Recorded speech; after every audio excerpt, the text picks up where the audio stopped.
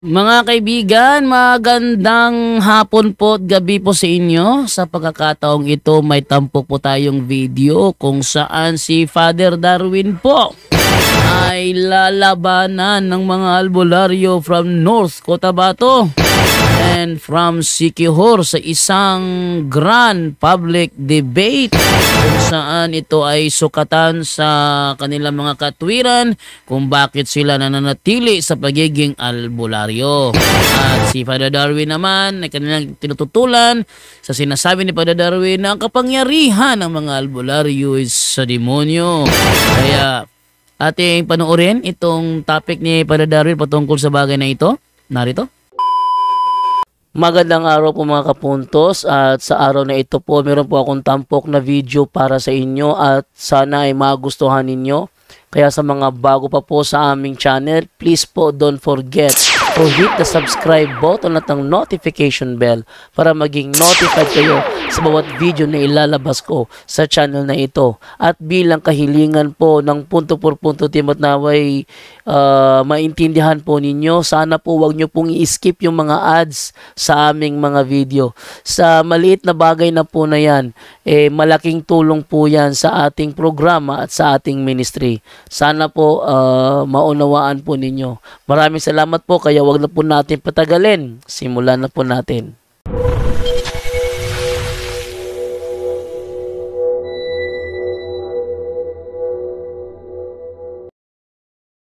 So, kumusta na yung bro? Kumusta na yung mga albularyo Mag-send na ng picture? wala pangalan pa para sa booking.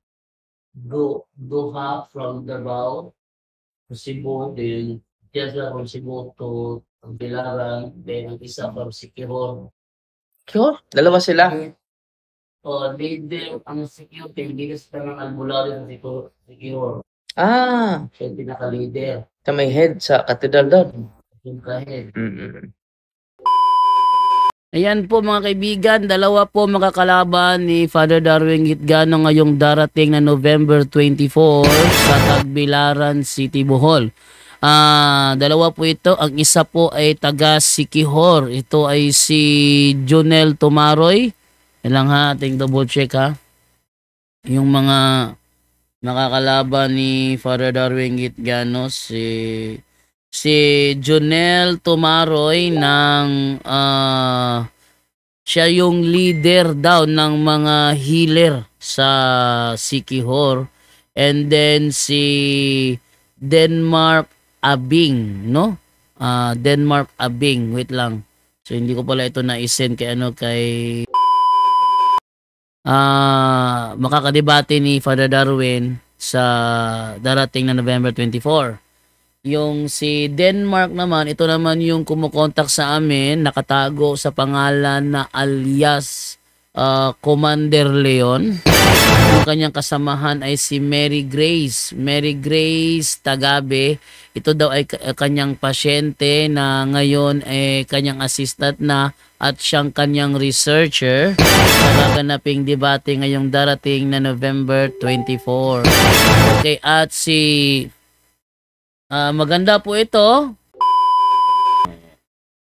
So, yun pala. Land trip. Nakalimutan ko, land trip pala yun. Okay, so yun po makakalaban ni Father Darwin. So, tuloy po natin yung kanyang video. So, mga kapatid yung leader sa Siquijor ay makikidiskusyon sa atin. So, this coming 24 yan. Merong makikid-dialogue sa atin, mga kapatid. Siya talaga yung leader sa Siquijor. Si Quantos. Ang pangalan, bro? Junel Tumaroy. Junel Tumaroy, yung leader sa Siquijor. Ano ba yung niya? Albularyo o ulam? Bara? Albularyo. Leader siya sa tanang healer, mga kapatid. Ang bibisita sa atin para Denmark Abing, ito yung istorya ng albularyo. Lower, ano yan? Lower Lantingan. So, siya yung, bro, Jando, siya yung, sinong head sa kanila? Si Denmark? Ang head ito. Janelle. Siya yung haharap sa akin. Haharap din to. So, ibang lima? O, iba-iba to. 25. Pwede. Sila na ng dalawa. Ang isa ay matanda niya. Daong sa blood ng Ginoo. Ang isa ating-anting. Ang anting-anting naman. Galing sa Diyos. So, dalawang topic yan. Ayan po, dalawa ang topic na ilalaban. Dalawa. At sa pagkakaalam ko is si Padre kasi minsan nagbabago isip. Sabi niya, una is yung isa sa 24, yung isa naman sa 25. 24 is just Monday. Sa ano na lang isa? Sa 25 na lang yung isa. Yan, sa 25 daw yung isa, pero sa kalagitnaan namin pag-uusap, biglang nagbagong isip niya. Sabi niya, sa 24 na lang sila pero maagang simulan. So hindi pa yan official ha, kasi kung talaga bang silang dalawa sa isang araw o bukas pa yung isa. So hindi alam yan, malalaman na lang yan pag na finalize na. Basta yung sabi ni Father Darwin is una, sabi niya is yung isa sa kinabukasan, yung isa naman is silang dalawa pagsabayin, no? Pero maagang simulan, alas 4 simulan na para matapos ng alas 8. So yun ang sabi ni Father Darwin. So maganda yan mga kapatid, no? Isang leader ng mga healer galing sa galing sa Siquijor. Pupunta at bibisita natin dito para sa maginoong diskusyon. So, hindi pa sila nag-send ng picture? Hindi pa. Ngaran ba? Inigmit. Picture lang. Kailan sila makarating? Okay. Hindi pa tayo makapost ng Hindi pa. Magkita na kita mga sige. Yan, sa bahaging ito ng video is gusto na ni Father Darwin na pagawa na ng thumbnail para maagang i-commercial. Pero ang sabi ko, hindi ko pa magawan dahil ang sabi ng mga albularyo, saka na daw gawa ng thumbnail pag nagkita na. So, ayun nila magbigay ng picture.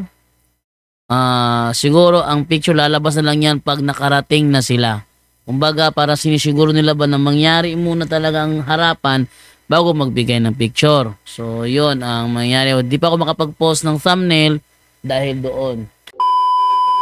Salamat tayo dahil may bisita natin from Siquijor, spiritual healer, para diskusyon, Brother Jando, this coming 24.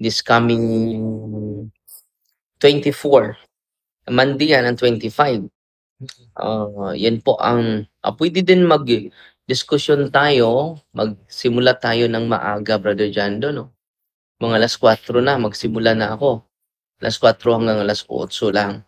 One stand lang siguro, Brother Jando, no? At isa. Pwede na lang siguro mag-start alas 4. Kami magsimula alas 4. And then, dalawang topic. 1 hour and a half lang. At tatatiin naman yung 3 hours lahat. So, 3 to 8, Brother Jando, no? O, ayan ha. Nakita nyo. Nagbago ang kanyang isip na naman. So, dalawa sila sa isang araw. Simulan ng alas 4 para matapos ng alas 8. So, mahaba talaga ito. Actually, nagawa na yan ni Padre Darwin doon sa kanilang laban ni Ramil Parba. Nagsimula ng maaga yun, natapos ng madilim na. So, I think kaya niya ito. At ang topic naman is atin lang si Padre Darwin sa fallacy of equivocation para at least hindi papasok yung mga reasonings.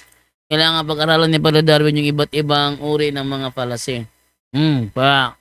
Yung mga argumento may basura. Dalawa pala ito makidiskusyon sa atin mga albularyo at mga agimat, no? Agimat, anting-anting. Itong taga Siquijor pupunta dito, Siquijor talaga, no? Isa sa mga leader sa mga agimat. Siya ang pinaka-head. Siya ang pinaka-head sa mga agimat, mga kapatid. Healer. Anong pangalan niya, Bro Jando? Si Junel Tumaroy ay bibisita sa atin para sa diskusyon. Hi, Father, watching from Calgary, Alberta, Canada. Have a great day. Have a great day po. Totoo ba? Puro kayo agimat. Ha, ha, ha. So yung ano kapatid, yung hindi ako ang may agimat, no? yung yung kapatid natin na dadalo, bibisita sa atin ay mag-ano sa atin ng diskusyon about sa agimat. So, meron ng makipagdiskusyon sa atin na leader sa mga agimat from Sikihor, mga kapatid. So, tunghayan nyo yan ha. Good morning, Father. From Hong Kong, si Pardito Luz Minda. Good morning po, Father, from Hong Kong. Oh, si Pardito. So, good morning din. From time to time, dito tayo mag-live dahil naiwanan na natin ang YouTube channel natin. At salamat po sa inyong pagsubaybay ha. Announcement lang po ito na may antingero na leader sa spiritual healing from Sikihor. Very exciting po this coming 24. At yung pangalawa, Brother Jando, si Denmark Abing. Denmark Abing sa Lower Latingan Pikit, sa North Cotabato. Pupunta po. Dere. Pupunta din dito mga kapatid. So ang ganda, no? Para naman mapakinggan natin sila mga kapatid. Mas mabuti na mapakinggan natin sila Brother Jando para malalaman natin yung mga occult power nila at occult healing nila. No? At marami tayong matutunan mga kapatid. So itong diskusyon natin ay pagpatunay na tayo po ay handang makinig. Nagkausap kami ni Denmar, no? Sabi niya, mas mabuti yan, Father. Ikaw na bahala mag-elaborate sa mga katotohanan na nalaman mo din. So from North Cotabato ha, may haharap sa atin. So, mga kapatid ha, yan ang gagawin natin dahil pag-iwanan ko itong YouTube channel natin. So, pagsisikapan ko na may regular schedule tayo dito, especially sa gabi, no? Especially sa gabi dahil paminsan-minsan, dun lang ako sa YouTube, Facebook natin ng Martyr of the Day. Andito tayo sa yung mga testimonya nila dito tayo sa YouTube para hindi ko mapag-iwanan itong YouTube channel natin mga kapatid. Okay? Wait muna daw. So, yun mga kapatid, no? At sana po na-inspire kayo ngayon. Sino pang nag-comment? Si Abraham Vincent Oligario. Good morning, Father. From Cagayan de Oro. Si Elmer Mendoza. Good morning, Father. Good morning din. At si Alicia Matarlo. Good morning, Father. Si Reginaldo Dumcol. Good EM, Father. Liloy Sambuanga. So, May Galagar. Good morning, Father. So, sana po ay makapag ano kayo sa live natin sa YouTube channel natin, sa diskusyon natin sa mga iba't ibang.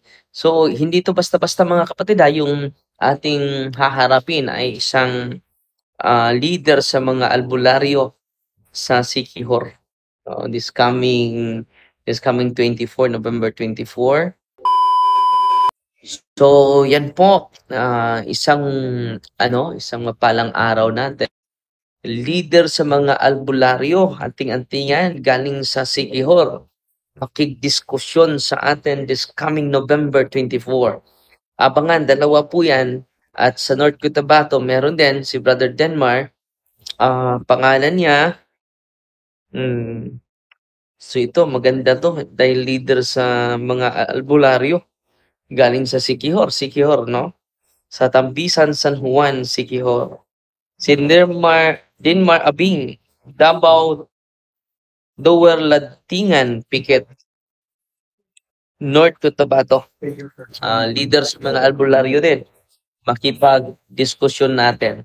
So, excited na po ako excited din kayo siguro at sana po ay maka magka dito ay makita natin yung katotohanan mga kapatid. So, para ma-educate natin sila, dahil alam ko Katoliko naman siguro sila lahat.